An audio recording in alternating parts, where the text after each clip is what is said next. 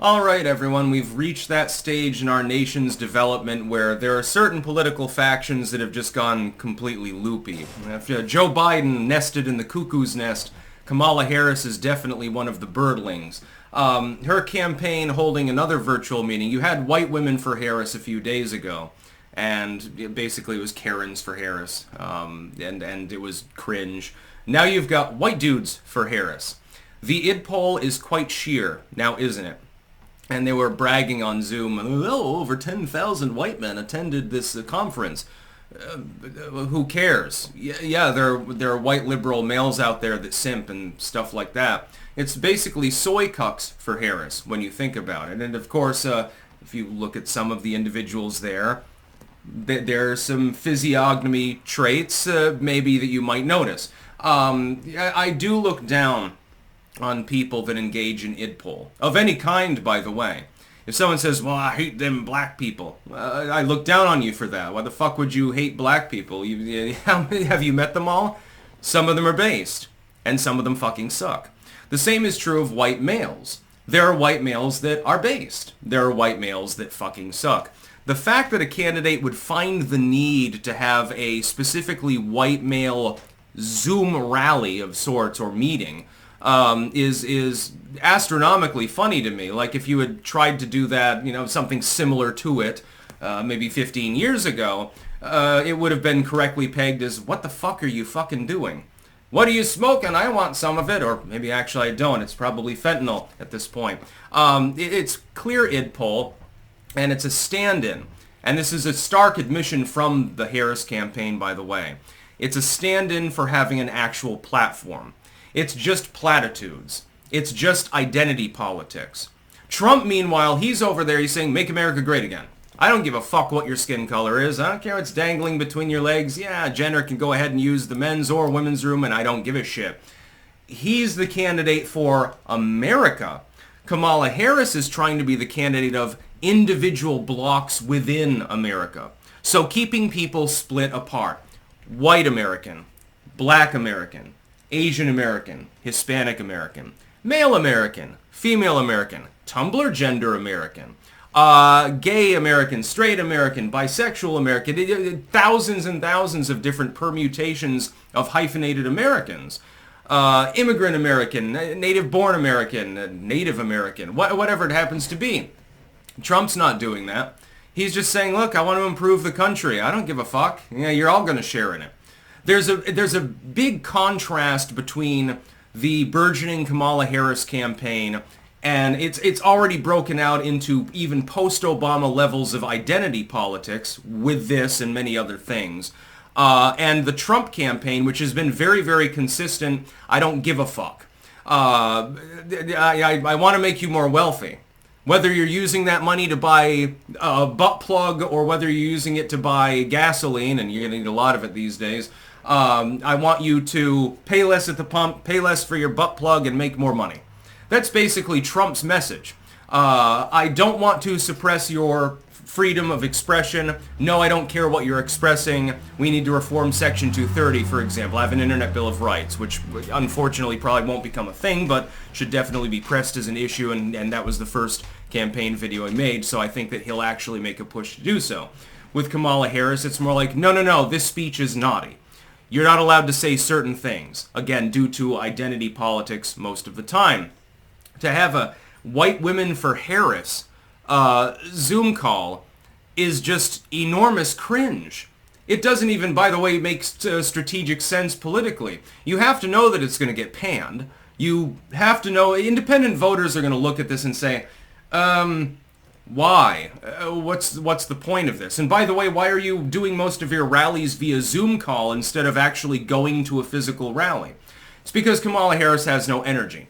She can't fill a small gymnasium with people who are enthusiastic about her run. They can astroturf it online, though, and they can get a Zoom call going where the same 10,000 people that also post gleefully about her on Twitter and Instagram and YouTube all of the time, the same handful of enthusiastic people can pile in and the Zoom call will do okay. That's because she can't go and hold a physical rally pretty much anywhere and get more than a couple of thousand people tops. She just can't do it. They're trying to astroturf, by the way, an excuse for this, for the reason why she can't get people to rallies. With Biden, it was lockdownerism. Well, I'm not going to hold big rallies. We have to socially distance and stuff like that. That was the excuse for the lack of enthusiasm for the Biden campaign. With Kamala Harris, they're astroturfing the excuse, well, she's a black female, although she's of mainly Indian extraction, actually, and so there's a heightened security concern. She actually gets the good Secret Service security detail, by the way, so she can't do the outdoor rallies. You know, the real reason is because 500 people will show up and Trump will be doing a counter rally and he'll have 5,000. That's the real reason.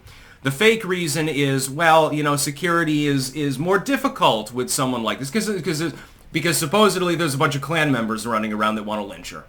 And that's not actually reality. That's not real. It's bullshit. So she can just hold Zoom rallies. And the numbers look pretty good. Well, Kamala Harris had 25,000 people at her digital rally. That's more than Donald Trump usually gets. Well, yeah, but it's not a rally. It's the same fucking people that will show up for any Zoom call that she happens to be on just to witness the spectacle. You got Karens for Kamala, Cucks for Kamala. What's next? Is she going to do blackmail outreach? I don't think it'll go over too well, though, based on the initial reaction on certain videos that I've seen. Are you going to have, like, homosexuals for Kamala? It's all id poll. It's not Americans for Kamala. It's hyphenated Americans for Kamala. Native Americans for the Cheyenne tribe for Kamala. Here's 10 people on the Zoom call.